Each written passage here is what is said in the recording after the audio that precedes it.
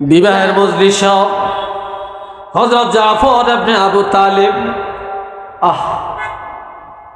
এই জাফর ইবনে আবু তালিব রাদিয়াল্লাহু তিনি মাত্র বিবাহ করলেন। বিবাহের পর আল্লাহর হাবিব রাহমাতুল লিল আলামিন তাকে ডাকলেন, জাফর তোমাকে যুদ্ধের ময়দানে যাওয়া লাগবে। সুবহানাল্লাহ কইতেন না? যুদ্ধের ময়দানে যাওয়া লাগবে। জাফর মাত্র বিবাহ করেছে, ইজাবার কবুল হয়েছে। বিবি স্বামীরে দেখে না, বিবিও স্বামী বিবিরে দেখে না, বিবিও স্বামী দেখে না, কত হয় না, মাত্র বিয়েটা শেষ হয়েছে। আল্লাহর হাবিব যখন খবর পাঠাইছে তোমাকে যুদ্ধের ময়দানে যাওয়া লাগবে,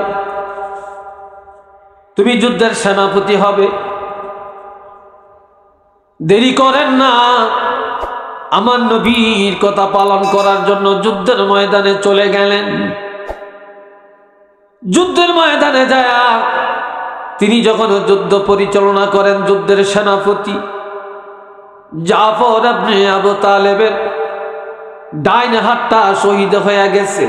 সুবহানাল্লাহ কোন, আরো জোরে কোন। ডাইন হাতটা শহীদ হয়ে গেছে। এইবার বাম হাতে পতাকা ধরলেন, বাম হাত শহীদ হয়ে গেছে। এইবার দাঁতে কামড় দিয়া পতাকা উত্তোলন করলেন। আল্লাহু আকবার কন্যা। যুদ্ধের ময়দানে যাওয়ার আগে আগে বিবি যখন খবর পাইলেন যুদ্ধের ময়দানে যাওয়ার জন্য নবীটিকে নিয়ে গেলেন, বিবি স্বামীর কাছে খবর পাঠায়, স্বামী তোমার সাথে আমার বিয়ে হলো, তুমি আমাকে চিনো না, আমিও তোমাকে দেখি না, তবে তুমি যদি শহীদ হয়ে যাও কিয়ামতের ময়দানে তুমি আমার স্বামী, আমি তোমার স্ত্রী পরিচয়টা কিভাবে পাবো? কিভাবে পরিচয়টা পাবো? তুমি আমার সাথে একটু দেখা করে যাও। আল্লাহর হাবিব বললেন, জাফর কিসের চিঠি? কি চিঠি? বললেন, ইয়া রাসূলুল্লাহ আমার বিয়ে হয়েছে, আমার বিবির সাথে ইজাব কবুল হয়েছে, এখনো দুইজনের খেলাওয়াত হয় নাই, নিরিবিলিতে এক জায়গায় হয় নাই, সেও আমাকে দেখে না, আমিও তাকে এখনো পরিপূর্ণ দেখি নাই। বিবি চিঠি পাঠালেন, আমি যেন যায় তার সাথে একটু দেখা করি, আমি শহীদ হয়ে গেলে তার পরিচয় কিভাবে পাবে? নবী বললেন, জাফরে যাও যাও যাও, তুমি যায়া এখনই তোমার বিবির সাথে দেখা করে আসো। দৌড়ে গেলেন, বিবি স্বামীকে সালাম দে, বিয়ে বললেন, স্বামী এ আমার আদরের স্বামী, তুমি একটু ঘরে আসো।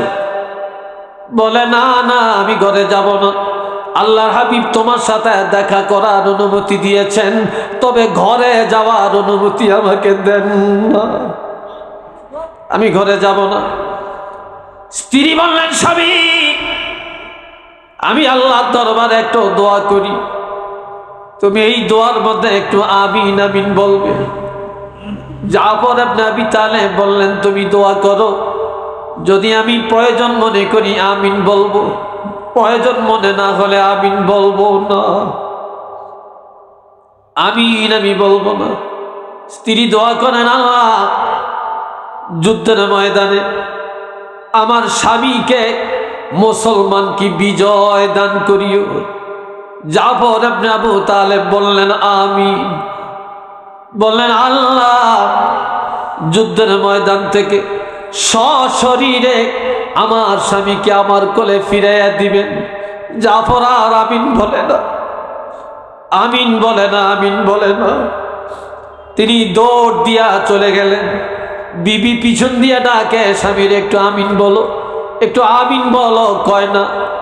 এই কথায় আমি আমিন বলতে পারি না, যুদ্ধের ময়দানে যাব, আমি শহীদ হব, না হয় গাজী হব, তুমি দোয়া করবা আমি যেন সশরীরে ফিরে আসি, আমি যদি আমিন বলি তাহলে আল্লাহর রাসূল বুঝবেন, আমার আল্লাহ জানবেন আমি শহীদ হওয়ার পক্ষে নাই। এই জন্য আমি আল্লাহকে আর আল্লাহর রাসূলকে বেজার করিয়া তোমার মুনাজাতে আমিন বলতে রাজি নাই।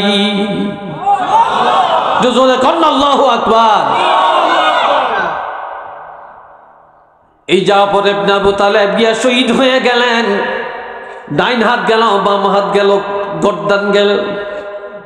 জান্নাতের মধ্যে এই জাফর ইবনে আবু তালেব, যার লকব হলো জাফরে তৈয়ার, আল্লাহ জান্নাতে ওনাকে জান্নাতি পাখি বানিয়ে দিবেন।